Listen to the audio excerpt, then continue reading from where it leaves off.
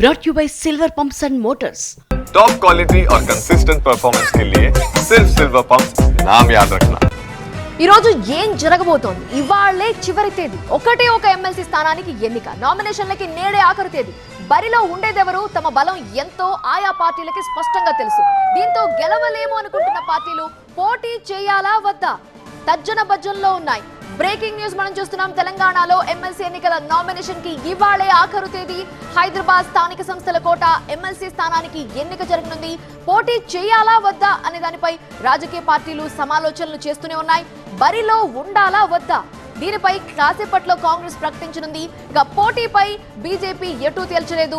బలం లేకపోయినా కూడా పోటీ చేయాలని ఆ పార్టీలోని మెజారిటీ నేతలు అభిప్రాయం వ్యక్తం చేశారు. ఇక ఎంఐఎంతో కాంగ్రెస్ బీఆర్ఎస్ కలిసి నడుస్తాయని చూపాలని బీజేపీ భావిస్తున్నట్టుగా తెలుస్తోంది. అధిష్టానం నుండి ఇంకా గ్రీన్ సిగ్నల్ రాకపోవడంతో పోటీపై సందిగ్ధత నెలకొంది.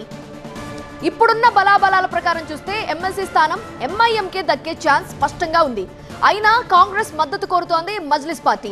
81 మంది కార్పొరేటర్లు, 29 మంది ఎక్స్ అఫీషియో సభ్యులతో కలిపి మొత్తం 110 మంది ఓటర్లున్నారు.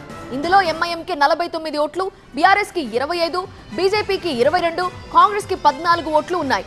ఈ సీటు ఎలా అయినా ఎంఐఎంకే దక్కుతుందని మిగతా పార్టీలు పోటీకి దూరంగా ఉంటాయా లేదా మరో వ్యూహానికి తెరతీస్తాయా మరికొన్ని గంటల్లో తేలిపోతుంది.